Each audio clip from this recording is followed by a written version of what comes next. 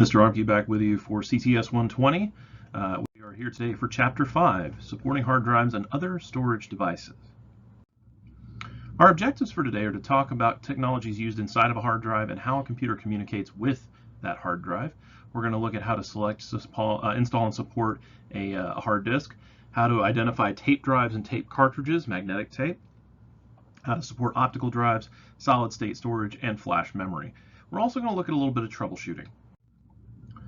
So, as we talked about in class, the slides that are titled with either yellow or orange bars, something that's distinct from the standard color scheme of the presentation, is representative of something that's more so for illustrative context. So this may help aid your understanding. The first commercial hard drive was back in 1956, used as part of what's called the RAMAC 305, Random Access Method of Accounting and Control. Prior to that, everything was stored on linear storage. So magnetic tape, which we'll talk about later on, was the primary method of trying to store items rather than using a platter-based system, which allowed you to move back and forth very rapidly between data tracks. Rapidly, of course, being a relative term. This was 50 24-inch platters that stored 5 megabytes. The footprint was larger than 2 refrigerators. So if you take a look there in the graphic, you'll see that these are the Model 350 clusters. In 1956, this cost nearly $50,000, and in 2016, for inflation, would adjust to almost $500,000. Here we have one of the RAMAC storage disks. You can see the track system there. This stores 5 million alphanumeric characters. So that's where we get the original megabyte. 6 data bits, 1 parity bit, and 1 space bit created the standard 8-bit binary storage block. A hard disk drive is traditionally rated by 5 metrics: its physical size or form factor, its capacity, its speed, the technologies used inside the drive, as well as the interface standards that connect it to the computer. 2 types of hardware technologies that are used inside of most drives now are magnetic and solid state. Magnetic drives have multiple platters stacked together, spinning in unison inside of a sealed metal housing. The firmware on the logic control board controls the data read, write, and motherboard communication. The read-write heads are controlled by a magnetic actuator that pivots an arm back and forth. Data is organized in concentric circles called tracks, and these tracks are perpendicularly divided into segments called sectors. Most current drives use sectors that are about 4 kilobytes in size. Form factors for internal magnetic hard drives tend to be 3.5 inches for desktops and 2.5 inches for laptops. So here we see a graphic on the right of an older 5.25 inch on the far left, 3.5, which is the standard in the middle, 2.5 to the right of that, and 1.8, which we would see for low-end laptops and devices such as the classic iPod on the far right. So here we can see the inside of a magnetic drive, kind of a quick zoom in. You can see the center drive spindle, the mount plates to hold that, those platters anchored there, and those are readable top and bottom. So for each of the spindle's plates, there will be 1 read-write head per face. The read-write head will be top and bottom, so there's actually 3 of them that are active for data reading. And the very bottom of the bottom platter is actually what's the topography for our low-level formatting. And here's a laptop hard drive next to a magnetic hard drive, just so you can see the difference in thickness, not just in width. By comparison, you can see a number 2 pencil on the far right. Now there are combinations. This is what we call a solid-state hybrid drive. This combines the technology that allows solid states to achieve very efficient speed, as well as efficient cost and long-term storage for a magnetic disk. Solid state acts as a caching volume, which uses temporarily stored files that are constantly used in the solid state drive itself. So very much like transferring information from the hard drive to the RAM is a temporary form of volatile storage, we do the same thing with the SSD, except the SSD, of course, is non-volatile. Now, the operating system does have to support the technology, but it has a longer mean time between failures. That's the MTBF you see there. And it also includes a power saving of up to 90% when the main spin of the magnetic disk is powered down. This is because the solid-state drive does not require constant spinning in order to retrieve information. Now we're going to take a look at logical operators, and I'm going to do this kind of quickly. This is something that you may or may not have seen before. Whenever we construct circuits, we have to be able to process information in such a way as to produce different results. So we use these operators to construct logic circuits. Logical operators will require the comparison of two operands, either a 0 or a 1, because we're working in a binary environment. So if we're looking at something like an AND, this is what we call a conjunction. This requires both components to be true to resolve as true. So in order to make the entire statement true, we have to have a true and true subcomponent. For an OR, a disjunction, this requires that at least one component be true rather than both, meaning that while 1, 1 would still work just as it would with an AND, we can also use 0, 1 or 1, 0. The third is what we call the XOR, or exclusive OR. The exclusive OR is what we also call an exclusive disjunction, which is one or the other but not both. This requires that only one component be true to resolve as true. So we cannot have matching truths on either side. So we can't have 1, 1, but we can have 1, 0 or 0, 1. On the other side, we have what are called the not modified operators. Not and, not or, and the exclusive nor, or not or. Not and is the inverse of an and, meaning that instead of resolving true for 1, 1, it resolves for everything that is not 1, 1. So it's the logical complement. The logical complement basically means all possible options are going to be the result of the two working together. So if we have 4 possible options, 0, 0, 1, 1, 0, or 0, 1, all 4 of those options should be represented by each operator and its complement. With not or, we're going to take the inverse of the OR. So instead of 1, 1, 1, 0, and 0, 1, we only have the 0, 0. XNOR is the logical complement of XOR. So instead of saying one or the other but not both, we now say that both components must be equal to one another. So a double false or a double true. So here we can see a representation of NAND versus NOR. NAND gives a value of true if and only if one proposition is false, and not OR gives a value of true if and only if both propositions are false. If we look at the truth tables here, we can see the comparison. Something that you'll notice is the retaining of a 1 bit in the event of a potential failure is going to happen 75% out of 100. So the likelihood is that you won't lose data in the event of a failure. You're not going to create a bit where it might otherwise not be. The ones that we're really concerned about are rows 2 and 3. It's also much cheaper to create a NAND circuit because they can be wired in series rather than in parallel. We talked about magnetic, now let's talk about solid state. Solid state devices are named as such because they have no moving parts. They're built using non-volatile memory similar to a flash drive, based on a more permanent form of storage than what we would see with RAM, but not requiring the platters that we would see for a magnetic disk. The memory in an SSD is traditionally called NAND flash memory, which we were just talking about in the primer section.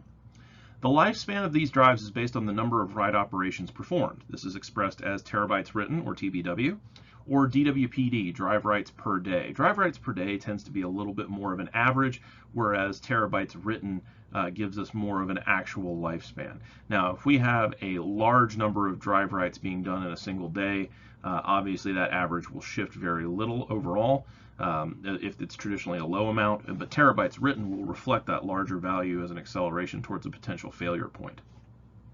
Solid state drives are more expensive, but they are much more reliable, they last longer, they're much faster, and they use a lot less power. Again, we have a lot of limitations because we have a mechanical device that actually spins up the drive and moves the actuator to read data. There are 3 popular form factors that are currently used by solid-state drives. The 2.5 drive that we're used to seeing with laptops, the M2 SSD card, and the PCI Express SSD expansion card. Now, when we're dealing with solid-state drives, something we have to be aware of is how garbage collection is handled. Garbage collection is going to be familiar to all of my programming students, but in general, what you see is these blocks that are made up of pages. So, individual pages are where pieces of a particular file can be written.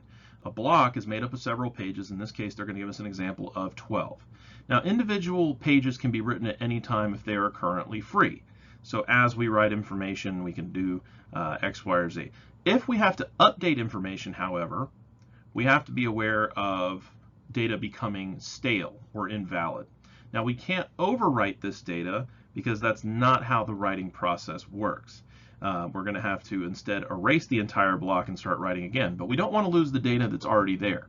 So if we have A through D, it goes stale. We now have the A through D updated versions, as well as E through H, secondary block. We're now going to have to copy that from block X to block Y, and then erase block X to make it free for writing again. So that process means that the write operations are going to cause an electrical pulse to have to be read through the entire block of information. These blocks and pages thereof are made of the intersections of capacitors. There's a logic gate formed at the intersection of these capacitors. They lose their ability to retain a solid 1 or 0 value over time, attenuating to somewhere around 0.25 to 0.4. So it wouldn't exactly register a full 1 or 0. So eventually you have what's called bit rot, where you lose the ability to maintain a consistent differentiation between a 0 and a 1. Now, don't panic, because current tests project over 750 terabytes of information being presentable. So if you actually open this up in your lecture slides, you'll be able to click on this orange link where it says current tests. It's a listing from techreport.com that shows the SSD endurance experiment. 750 trillion write operations is what most will currently run at. Some have exceeded 2 petabytes, which is a quadrillion write operations. And again, we have to think about this in terms of scale. You know, a billion is 1,000 million. A trillion is 1,000 billion, and a quadrillion is 1,000 trillion. So it becomes a massive amount of potential operations. Given conventional use, a lifespan for a certain drive could be expected to reach 1,000 years. Obviously, at that point, we would probably have other things that would start impinging upon its functionality, but that's not to say that it's a guaranteed thing. Just like anything else, they can die a little bit early depending on usage. So here we see solid-state drives in comparison to the same pencil from earlier. You can see that the 2.5 they use here is much thinner, and then the NVMe and M2s are even thinner than the solid-state. Now, in order to store information, we have to create what's called logical block addressing, and this is done by using low-level and high-level formatting. Low-level formatting is where the markings for where the sectors operate on a disk are written to the hard drive at the factory. Now, this is a little bit different. The description I'm about to give is a little bit different than what we would do for solid state. So bear in mind that we're talking about magnetic disks here. Low-level formatting sets out the logical topology of where all of the track and sector differentiations are made.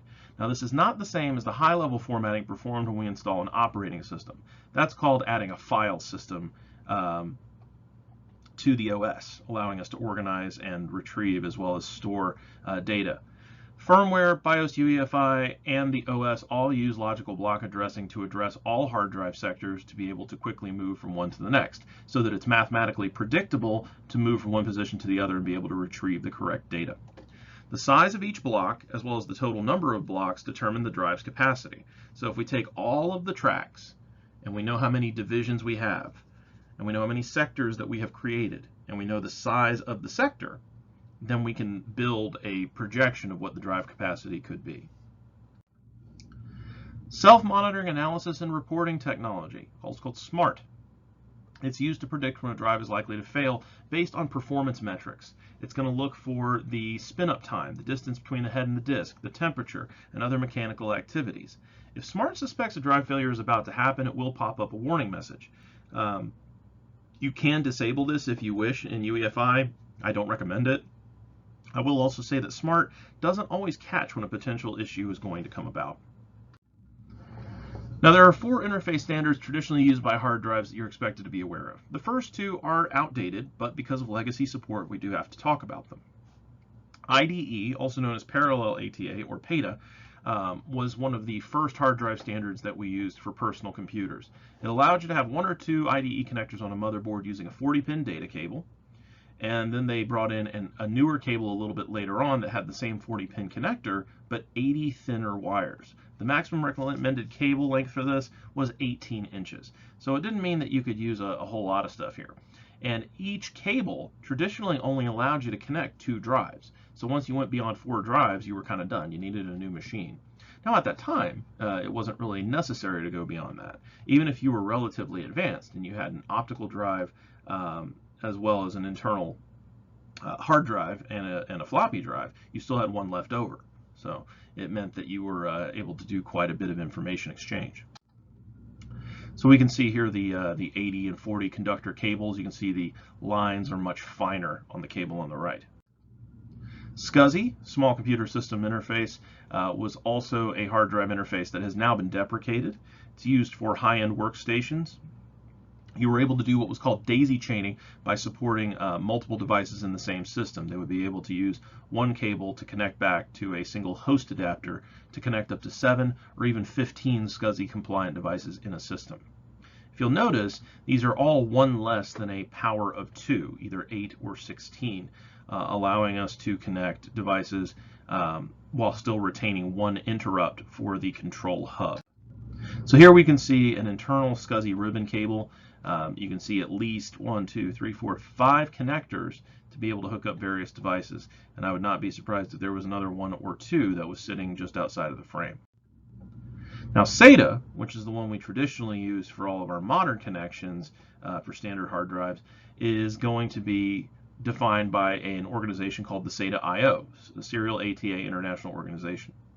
This group has oversight of the T13 committee, which maintains SATA standards and definitions for the types of cables, connectors, and data transfer speeds. SATA uses a serial data path, that's what the S in SATA stands for, and a SATA data cable can accommodate a single SATA drive. The power cables, however, can be split, though it's not recommended that you do this extensively as it may perform some erratic operations. SATA comes in 3 traditional flavors: SATA 3, which goes at speeds up to 6 gigabits, SATA 2 at up to 3, and SATA 1 at up to 1.5. Traditionally, what I recommend is just paying attention to SATA 1 because, as you notice, as you go up the tiers, the speed doubles each time. SATA standards are used by all drive types, so that it can be optical drives, even there's some kind of hybridish floppy drives that I saw come out very near the end of the lifespan, and I'm sure there have been some that are a little bit retro to try and convert older materials. There are also drive bays, things like that. SATA standards support what's called hot swapping or hot plugging. This is where you can connect or disconnect a drive while a system is running. Now, I don't recommend doing this with your Windows drive, but you can certainly do it with a device that's giving you a problem. So let's say you have an optical drive that's getting jammed. Well, if you were to unplug it and replug it, it might reset the internal drive motors and allow you to open the tray rather than having to use the old paper clip trick. There's usually a little hole just below the tray that allows you to pop the drive open manually. So you connect to one internal SATA connector on the motherboard via a 7-pin data cable and a 15-pin SATA power connector to the power supply.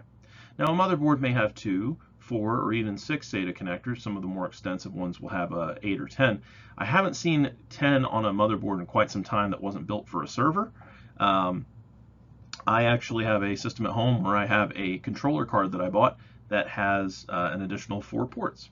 Now they recommend that you use connectors in the order recommended in the motherboard's user guide, but again, a lot of the time, just due to the nature of SATA standards, they're pretty stable regardless of what order you put them in. Now here again is the table that refers to the different data speeds. So as of revision 3, as I said, we're up to 6 gigabits per second. Here we can see a SATA cable connected to a motherboard via the yellow connector we see there connecting to the hard drive. And here we can see a comparison between the data and power cables. If you look closely, you can see that there's a little vertical notch, and that lines up with a vertical tab on the drive itself. This is to make sure that not only you don't put the drive in upside down, but you know that it faces to a particular direction, left to right. So you can put it in maybe in a tighter space where you have to angle the cable away from where you can directly see the connector. Now SATA 3.2 allows for PCI Express and SATA to work together in a technology called SATA Express. Now SATA Express is not as fast as NVMe. It does use a new connector, but it does provide some additional speeds. It can actually enhance some of the hybrid drives we talked about before. We can also provide what are called eSATA ports, external SATA, for external drives. eSATA uses a special external shielded cable that's up to 2 meters long, and it has to be shielded because, of course, it's going to be outside the case, so there's a lot more potential for interference. When we're purchasing a SATA drive, we want to make sure that the standards that we're going to use, as well as the standards on the motherboard, match. If they do not match, the system will run at the slower of the two speeds. So if we have a drive that runs at SATA 3 and a motherboard that runs at SATA 2, it's going to run at SATA 2 speeds. Unless, of course, we purchase a controller card that can attach via PCI Express that allows us access to SATA 3 functions. NVMe, non-volatile memory express, is used only by SSDs at present. Now, by comparison, the common SATA standard that we were talking about before, SATA 3, runs at 6 gigabits per second. The most common PCI standard, PCI Express 3.0, transfers at 32 gigabits per second. So NVMe is able to use that speed significantly faster, by 5 1/3. Now, PCI Express NVMe might be used in 3 separate ways: a PCI Express expansion card, a U2 slot, or an M2 slot. So here we can see a U2 port on the motherboard, specific connector there. This is a 2.5-inch solid state drive. And then here we have a bootable RAID array card from Asus. Now this is a PCI X16 interface. This is a full-size card. It has its own chipset as well as a controller fan, a heatsink cover, and an activity switch. So you can go ahead and identify which drive is currently active. You can adjust the fan internally. And you can see that there are 4 holes making 4 rows. And these are, if you look towards the right-hand side near the fan, kind of where these little attachment points are, that's where the actual port is. And the holes are where the screw at the end of the card is clipped in. So there are cards of various lengths. You can have what's called a 2242, 2250, 2280, or a 2211. I don't know why they have the 2280 and 2211 blurred together. Now, the evolution of data storage is something that I'm sure we're all familiar with. If we were to look back at the old 8-inch floppies that were released in 1971, and we wanted to buy a gigabyte of storage, which at the time would have been a preposterous amount, it would have taken about $1,300. Now, if we move forward only 10 years, the CD would allow us to purchase a gigabyte's worth of storage for about $375. Now, when we move up to 20 years after that with USB, we cut that in half to about $1.65. 2010, only 10 years further, we're able to cut that down again by another $1, make it about 65 cents a gig. And now with cloud storage, released around the same time as microSD, if you have less than 50 gigs worth of storage going on, you probably have it for free. So if you go through OneDrive or Dropbox or iCloud or anything like that, they usually are able to give you a fair amount of storage for very little. Now, what about comparative storage? Would 100 floppy disks make up a micro SD card? Of course not. 100 floppies at 1.44 each would only be 144 megs, which would be less than 1/6 of what you'd need to make a gig. So how would it fit up? If we have the average human male standing 5 feet 10 inches next to a stack of floppy disks to store 7 minutes of HD video, we would need 711 floppy disks, standing roughly 7 feet tall. What about a terabyte? Well, that would take 728,177 floppies. 2,000 hours of CD quality audio, standing 7,167 feet, over twice as tall as the Burj Khalifa, the tallest building in the world. Let's get ridiculous with it. What about a yottabyte? This covers somewhere around 8 quadrillion floppy disks, or 8 quadrillion, 6 trillion, 399,305,555,555 floppy disks. A yottabyte of storage is beyond a terabyte by a factor of 1 trillion. So a terabyte, petabyte, exabyte, and then yottabyte. To store 1 yottabyte of data, you'd need a data center as big as Rhode Island and Delaware combined. The stack would go 24 billion kilometers, stretching past Pluto. And for those of you who study astronomy, you have to be well aware, Pluto is a very, very far reach from the edge of our solar system to us. Now let's talk about how we select and install hard drives. Our topics here are going to be how to select a hard drive just straight up, are installation details, how to fit a drive in a bay that's too wide, how to set up special considerations for a hard drive and a laptop, and setting up a RAID system. Now the motherboard has to meet the same interface standard as the drive. You can always check the motherboard manual or some online specs to figure that out. SATA ports are also sometimes color-coded to indicate which standard the port supports. M2 slots may support PCI Express 3.0, 2.0, SATA 2, SATA 3, or USB 3.0. When an M2 port with a card installed is using the SATA bus, it's possible that one of the SATA ports is disabled to support it. NVMe expansion cards most likely will use a PCI Express X4 version 3 slot. Now we also have to consider what type of technology is present, its form factor, capacity, transfer rate, for a magnetic drive, the spindle speed, and for a hybrid drive, the cache or buffer size. And that's not too far off for a solid state drive either. Usually the cache or transitional space also affects our performance. So here are some different publishers or creators of hard disks that you may want to talk to: Toshiba, Western Digital, Seagate, Samsung, and Kingston. Now, to install a SATA drive, I won't really bore you with it. I'll try and kind of gloss over it quickly. You've already done this when you did your first lab. Now, SATA drives may have jumpers. This is fairly uncommon, though, in my experience. If there are jumpers, though, they're probably already set as they should be. Some older SATA drives may have a Molex power connector in addition to SATA. Only use one. If you use both at the same time, it'll cook the drive. So here we can see our lineups there. So we can see the jumper block on the far right, SATA data to the left of that, and SATA power to the left of that. Now, of course, we need to follow our steps. When we're doing troubleshooting, anything like that, we need to have our planning. So let's go ahead and establish some steps for a hard drive. Step 1, as best you can, protect the data. Back up what you can and verify you can access it. Step 2, know your starting point. Is everything working? If you're starting with a system that already has issues, you're going to have a much longer road ahead than if everything's working and all you're doing is swapping out a hard drive or adding one to an existing system. Step 3, read your documentation and prep your work area. Read and visualize all of your steps and protect against electrostatic discharge. Also make sure that you're handling the drive as well as the interface controls carefully. Don't touch any exposed circuitry on the motherboard or on the drive itself. Prevent other people from touching any exposed microchips. Make sure you stay grounded. Use an anti-static bracelet where possible. If you do have to place the drive down, make sure you place it component side up. Do not place the drive on the computer case or on a metal table. Anything that could cause conduction that could cause a short. Step 4, of course, is to install the drive. Once the computer is shut down, make sure you drain it. Select which bay is going to hold the drive, slide it in place and secure it. We'll talk about how to make sure that we can secure it effectively in just a moment when the drive is slightly smaller than the bay in which you wish to place it. Correct motherboard SATA connector will need to be attached. A 15-pin SATA power or 4-pin Molex power will need to be connected. And then go ahead and make sure that all your connections and cable management are properly handled. Once that happens, go ahead and power up the system and verify the drive is recognized by your firmware. Here we can see the data cable is already connected on our SATA drive. Now we just have to go ahead and put the power cord into place. So here we see a UEFI setup screen showing a SATA hard drive and DVD drive installed.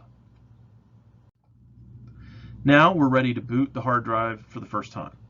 If we're using it to install Windows, we're going to go ahead and boot from our media. So if it's network, or if it's an optical drive disk, or if it's a USB, we're going to need to go ahead and follow the on-screen instructions once we've set up our boot order. If we're installing the second drive as a Windows supplement and there's already an operating system present, go ahead and use the internal disk management utilities to partition and format the second drive. If you're dealing with a removable bay, you're going to pay attention to taking apart the cage by disconnecting its fan, unlocking the pins, sliding it out, inserting the hard drive, anchoring it, and then reversing your steps. If you have a wide bay, you're going to use what's called a universal bay kit or adapter. So here we can see some side brackets that will allow us to fit a drive, in this case a 3.5, into a 5-inch bay. Or if we had a 2.5, maybe we'd use a slightly larger piece of metal, slightly wider bracket, in order to fit it in to a 3.5-inch bay. Has been known to happen. So you always want to make sure that you are not leaving a huge gap, because then you will not be supporting the drive correctly and there is possibility that it will slip or otherwise damage it. So you want to make sure that the side brackets connect to the drive and that the other side of said side brackets connect to the mounting bay for your computer tower. Now, if we're installing an SSD, we need to make sure that the board supports the type of card that we have. Measure the length of the card, decide which screw hole the card is going to go into. Go ahead and install your standoff so that it lines up correctly. Make sure you slide the card straight into the slot, but not from an upward angle. Anything that sits parallel to the motherboard like that is going to be a temptation to try and angle it in. You don't want to do that because that can damage the connectors. Once the card is slotted, go ahead and install your screw, and then make sure that your M2 card is recognized by firmware. Some other guidelines: be aware of manufacturer documentation for drive sizes, form factors, and connector types. That's true for desktops as well as laptops. Make sure that you're aware of voiding any manufacturer warranty. If you're not Service Center certified, always make the call first. If the old drive has crashed, you'll probably need some recovery media to get Windows back up and running, as well as the drivers. If you're moving from a low capacity drive to a higher capacity one, and most laptops only have one hard drive, you're going to need to consider how you're going to move data from the old drive to the new one. Some people will go ahead and install what's called an on-the-go cable, OTG cable, in order to transfer from one laptop to another without taking the drives out. Some people will use a USB to SATA cable, which they do sell. Rosewill is probably my favorite brand for that. When you're shopping for a laptop drive, make sure we know what not only width but thickness we are going to need. There are some ultra-thin SSHDs out there, especially from Seagate. They have some standard ultra-thins. You know, the brand I think they use is crystal called Momentous.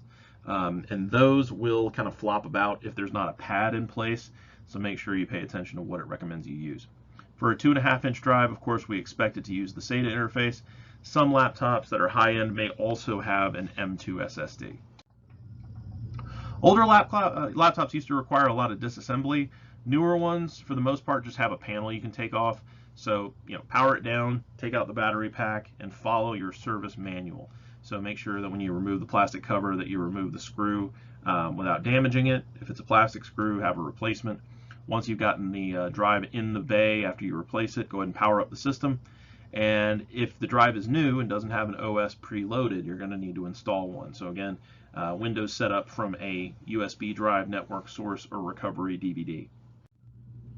Tape drives. This is something you're not going to see quite as often as you go forward, but it is still some of the largest storage for a single unit on Earth.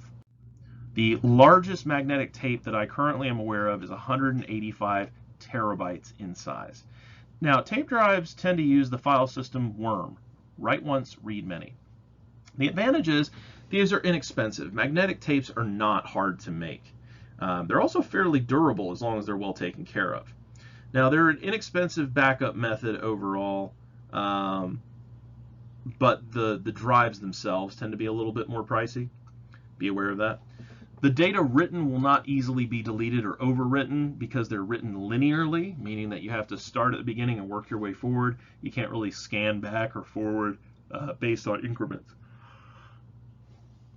They're good for record keeping because of that. Because data is stored and accessed sequentially, you have to start at the beginning and spool forward until you find the data you want. So imagine even something with a fairly fast transfer rate, how long it would take to read through 185 terabytes of storage.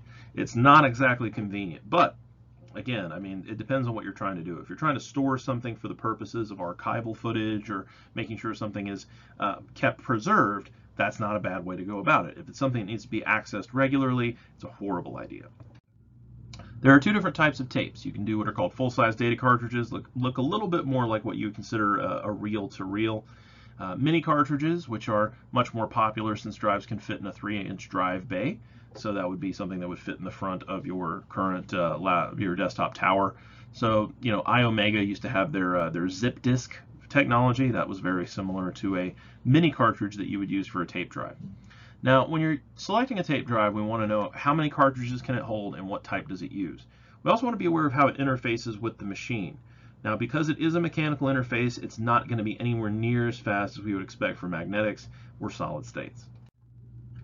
Here are some different types: DTS, LTO, DLT, SDLT. What I want you to pay attention to on this slide is the size of the DLT70 below the LG DVD writable drive. It's not an RW, it's just a standard DVD writer drive. And you'll notice that it's a big difference. But again, the internals are a lot more sturdy. That drive down there is probably still running today. Probably in use by a business that does, they have to log certain things, maybe financial transactions. Tray-ban by iMation in this point is a pretty common tape storage. You can see the little red tab at the top to lock it so it can't be overwritten. AIT, SLR. SLR stands for Scalable Linear Recording. This is not to be confused with super long range for cameras. SLR is very similar to those of you who might remember recording things on VHS. A blank VHS cassette can be set to different play modes to where essentially a certain number of frames would move at a particular speed. So you would have what was called SP, which is standard play, extended play, long play, and super long play. SLP, you could get like a standard cassette to record for 8 hours. But if you were doing it on SP, which definitely looked a lot cleaner, that would only record probably about 90 minutes to 2 hours. And then, of course, there are some other types of storage drives we might see, things like optical discs, USB flash drives, or memory cards. One of my favorite things to include is the Apple II disk drive set, drives A and B. If you notice, that's one of the only times you'll ever see a B drive. That's why Windows started with drive C as its hard disk. It used to be that drive A was your operating system and drive B was any program that you were running. Hard disks didn't really become a thing initially with these machines. It was just the interfaces of the disks being read to and from. DOS, Microsoft's first operating system, was Disk Operating System. MS-DOS was Microsoft Disk Operating System, and it used the same principle. Now let's talk about RAID a little bit. RAID stands for Redundant Array of Inexpensive or Independent Disks. Independent is probably the better term in modern era, simply because I've seen people make RAID clusters with 4 terabyte hard drives, which are not inexpensive by any means. It's a technology that configures 2 or more hard drives to work together as an array or group of drives. So why would we do this? Well, we want to improve performance by writing data to multiple drives, or we want to try and write multiple copies in order to prevent loss of data. Now, if you go on to a lot of different forums online, of course, there's a joke about how RAID is not a backup. And it's true, it's not, because it's local.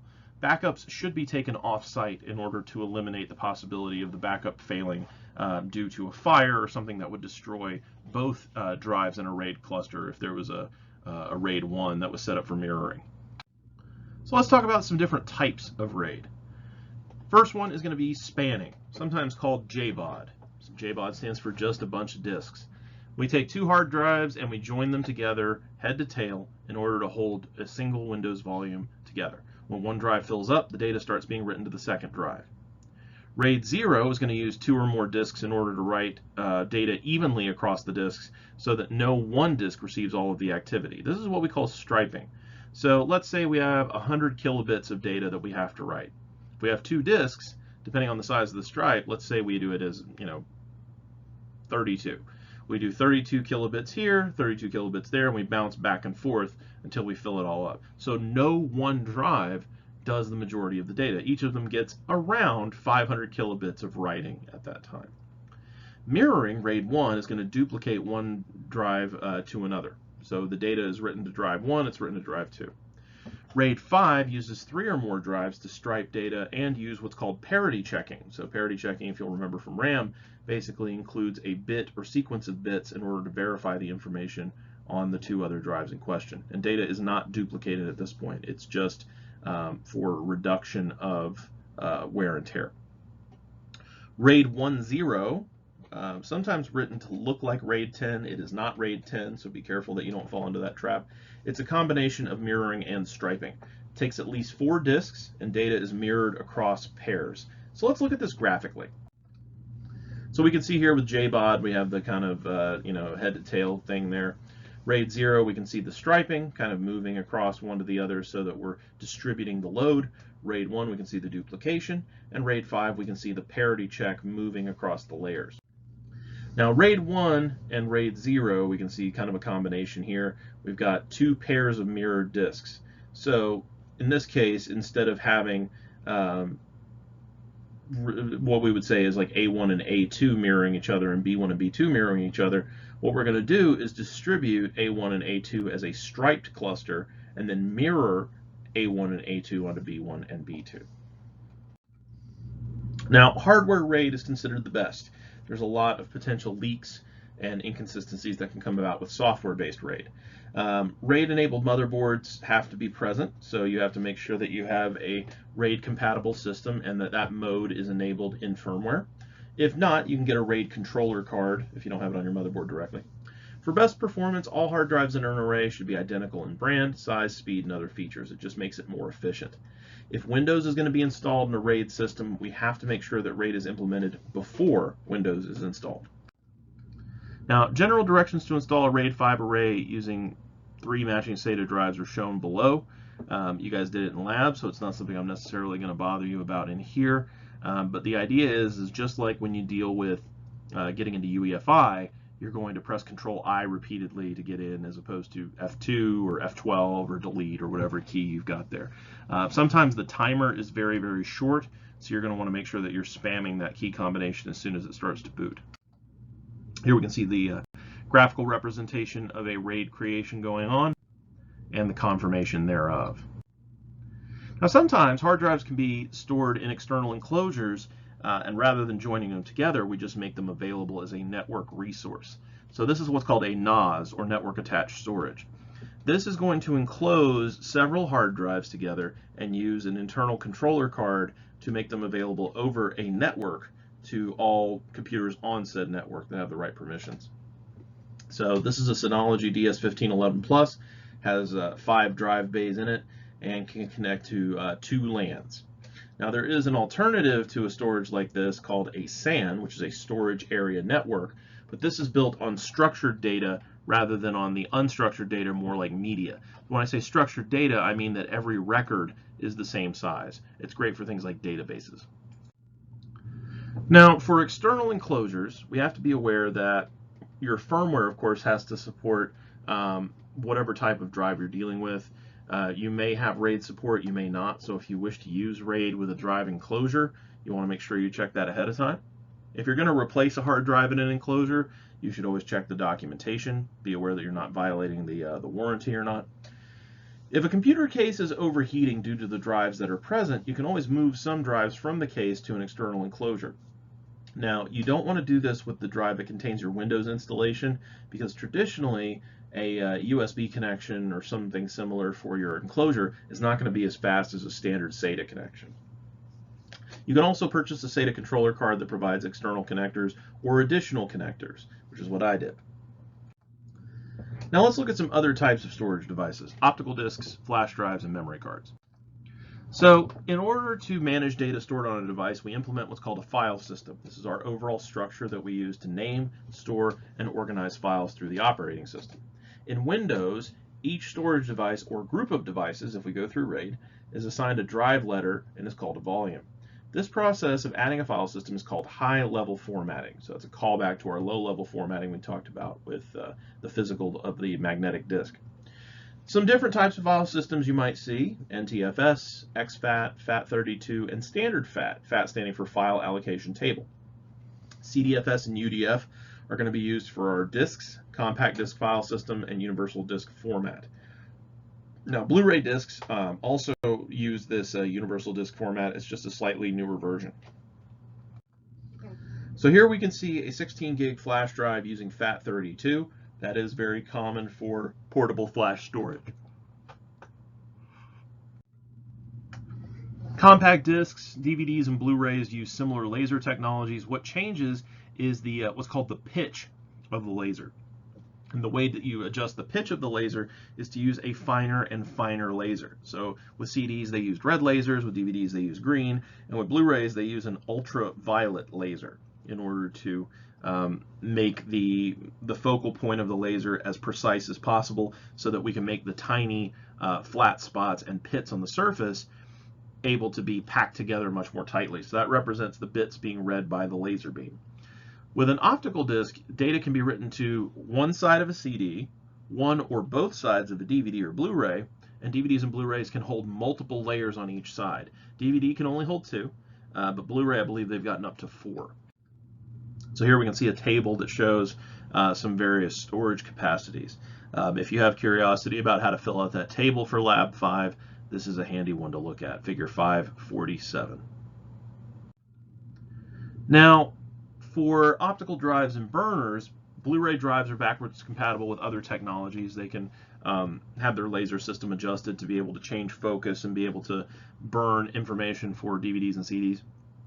DVD drives are backwards compatible with CD technologies, and depending on the drive features, an optical drive may be able to handle all three. Today's internal optical drives interface via a SATA connection. An external drive may use USB or eSATA. And here's a little trick. USB is probably actually connecting to a SATA interface inside of your enclosure. So here we can see a Plextor PX610U. This one is a USB 2.0 portable drive. We can see, if you look at the graphics on the front, that it is a multi-format DVD reader and writer. It does CDs as well as rewritable discs. So this is one that's fairly portable, fairly inexpensive. A lot of them are.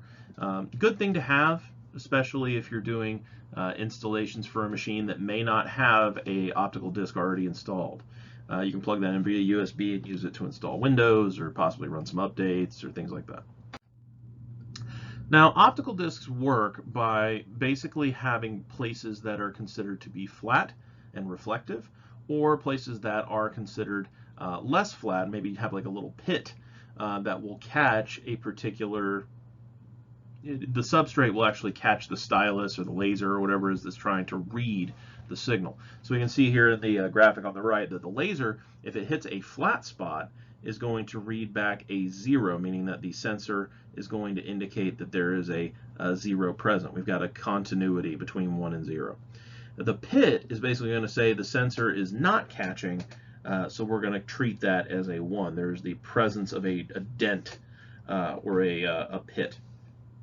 So just like a gramophone, just like a vinyl record, you know, an 88 or whatever you got, moving up to now we have CDs, DVDs, and Blu-rays, there's going to be this reading of ridges and valleys.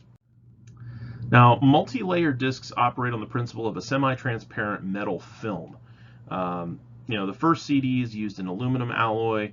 DVDs started using a semi-transparent gold alloy, and then we can see different types of reflector and semi-transparent reflectors, how we can do what's called BDXL, which is a 4-layer Blu-ray disc. Now, installing an optical drive is pretty simple. Most of them have what are called generic drivers that don't require a specific add-on.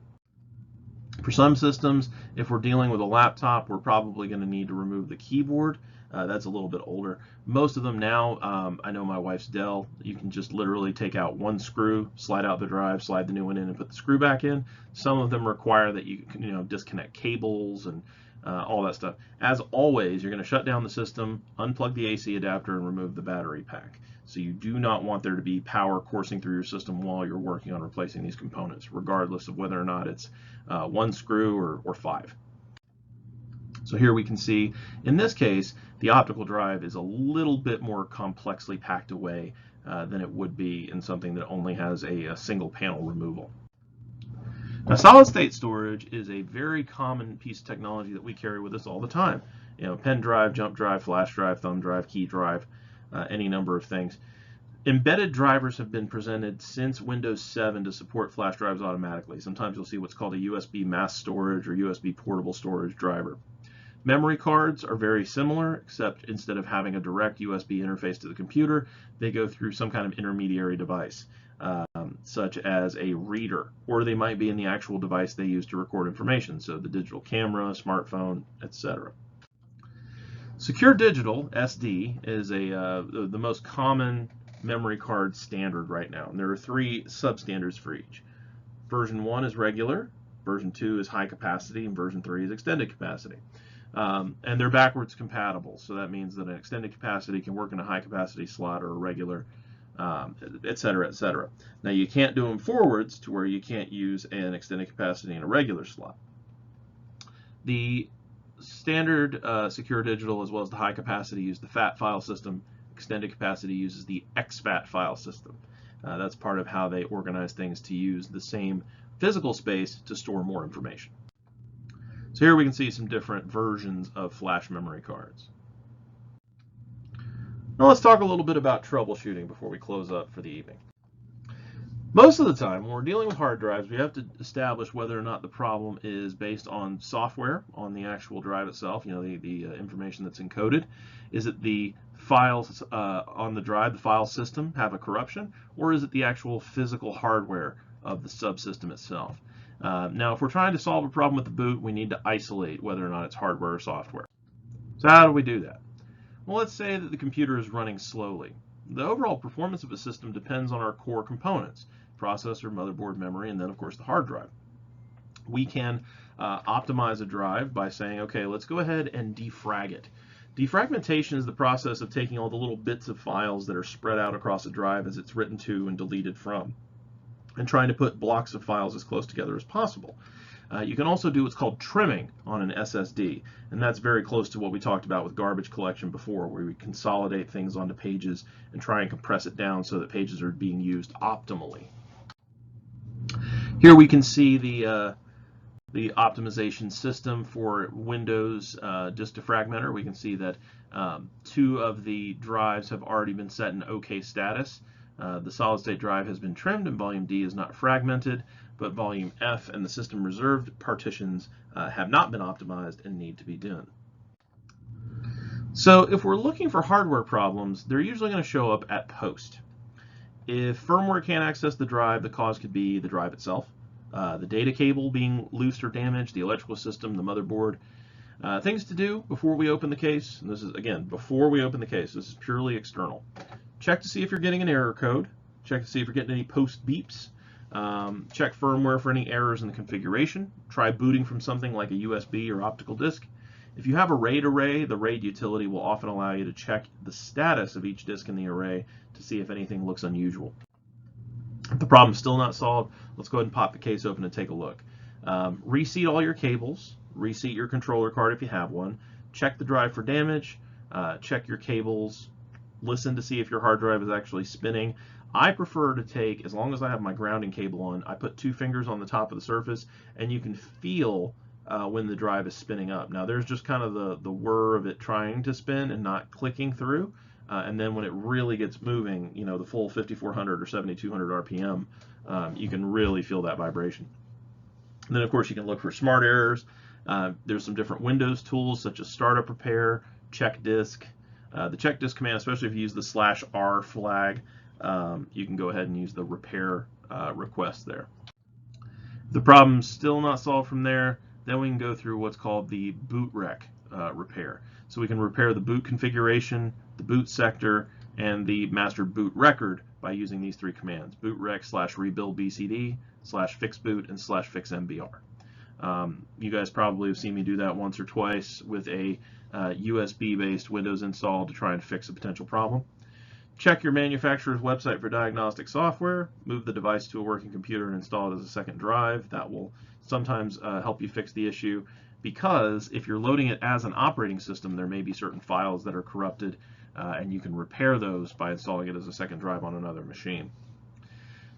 If you need to get a fresh start, of course, you can start over by formatting the volume, and then disk part is probably my favorite. I'll go ahead and do list disk, and then I'll select whichever disk it is that I need. So let's say select disk 0, and then I'll type in clean, convert GPT, and then I'll go ahead and set my, my file system as well as the name for my volume, and that'll get it nice and polished up for me. There are also some what are called 0 sector formats that you can use that'll check every single sector, things like that. That's much more extensive than most of us would use, but if you're having a drive that's consistently giving you problems, that might not be a bad idea. We can also change out the 3 FRUs, field replaceable units: the data cable, the storage card, and the hard drive. So the data cable, of course, that's pretty easy to switch out. The storage card, that's pretty much the interface between the drive and the motherboard, or a controller card if you have it, and then the hard drive itself. It gets kind of dicey when you start replacing like the actual motherboard, but I have seen it done. Power supply could be problematic. Maybe you have a bad connector. I always recommend checking your power supply if you're having issues, especially after you're adding a hard drive, not replacing, but adding. Hard drives need power too. So my home file server, it's got 8 drives in it. So if we assume 20 to 30 watts per drive, that's 240 before we even get into the 30% rule. Now we get into our chapter summary. I obviously won't insult you by reading it to you, but it is a convenient way to go over the content of the chapter very, very quickly, especially because it's kind of in order. So if you see a topic you need to jump back to, you can do so. So of course, if you have any questions or concerns, you can always contact me via email at jearmkeo63@cfcc.edu, or you can give me a text at my Google Voice number 239-7814. Other than that, I hope you have a wonderful rest of your day, and I will see you next class.